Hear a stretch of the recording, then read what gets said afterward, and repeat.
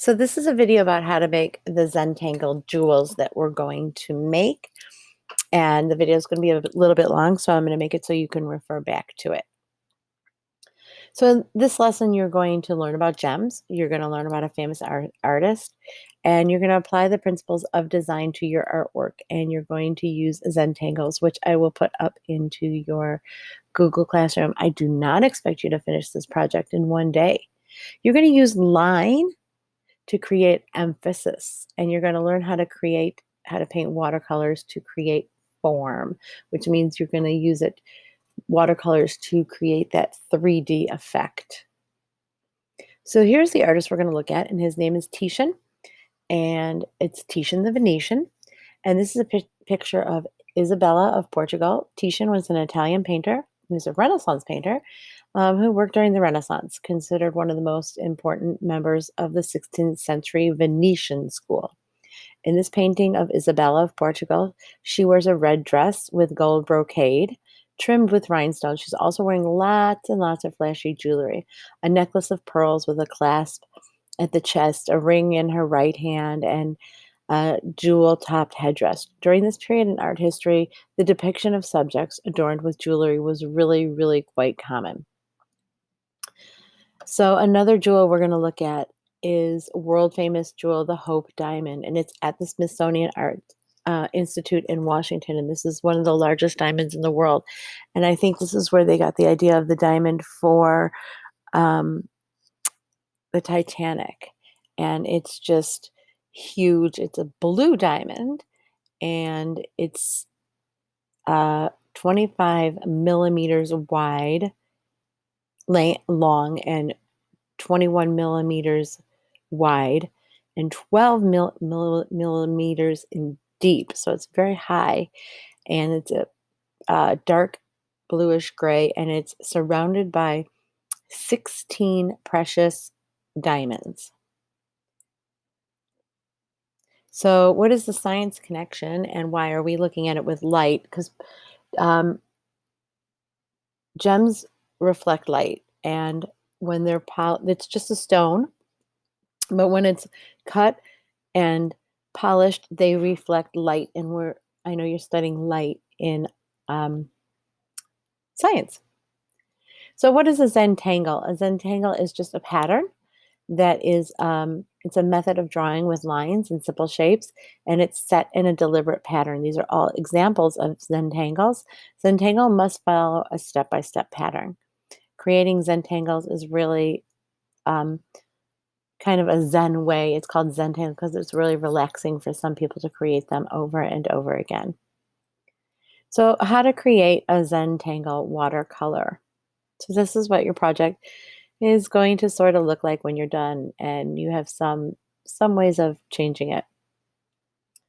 So step one is to create some organic shapes, and you can create 3 or more large organic shapes on your paper, but they should not overlap. And when I say organic shapes, I don't mean to ones that look like spilled milk or um, rain puddles.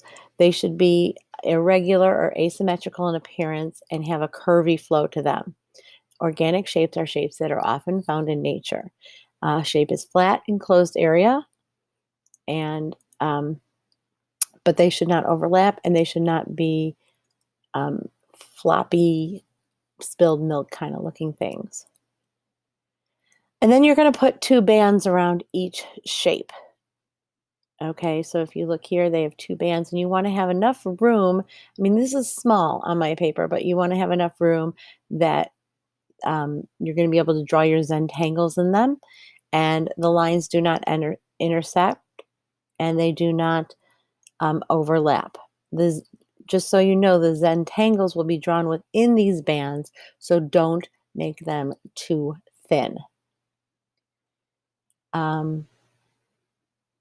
Add a different Zentangle within each of the bands. You're going to draw with pencil first. So draw lightly in pencil. A pattern is the uniform repetition of any of the elements of art or any combination thereof. So anything can be turned into a pattern through repetition. So practice your Zentangles first on sketch paper, because I'm going to put some that you can look at in your Google Classroom. Then you're going to trace it out in Sharpie marker. Use Sharpie marker to trace the Zentangles drawn in pencil, and then you're going to erase your pencil marks. Then you're going to change the value. You're going to use light and dark to change the value. So you can see here I have some dark parts that give it some value, makes it look darker by coloring in some of the sections. So you could see this is going to take us a couple of days. This is going to take us probably the entire week to work on.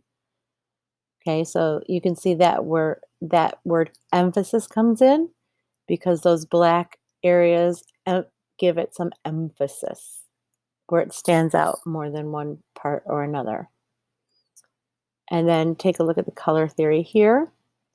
So we've got, these are all analogous colors that are next to each other, because I'm going to talk about that in a few minutes. Analogous colors are colors that are next to each other on the color wheel. So when you're watercoloring, you're going to begin very sparingly, very light applications, because you can always go darker. And we've talked about that before. You can always go darker. So you're gonna start with a light color, and you're gonna leave a white part for your highlight because you cannot add that later. So I'm starting here with a very, very, very light blue, and I can show you that when I'm painting how to get that very lightest color. I will demonstrate that for you in class. And then using an analogous color, you're going to go darker around the edges, leaving that lightest color over here and leaving that white dot still intact. And you're going to blend with the water to create a smooth transition of color. And then even with a darker color, you're going to go around the very, very edges. Try to use a thin paintbrush if you have one, and then blend it. And then I do the same thing on the other ones. So here I start with a yellow color, and I leave that white highlight right here. And then I use an analogous color, which is orange.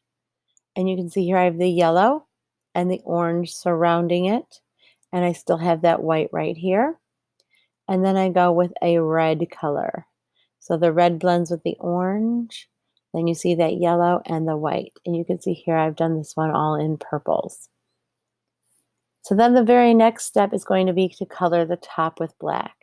So you can either use a black Sharpie, or if you have black paint, you can do that. But then down here, you kind of split it in half. And down here, you use black watercolor to sort of muddy that out a little bit and create a shadow to create it into a fade. So these are some of the things I want you to look at for self-assessment to see how you are doing. Okay, so this is what we're going to be doing, and we will go over it in class a little bit more.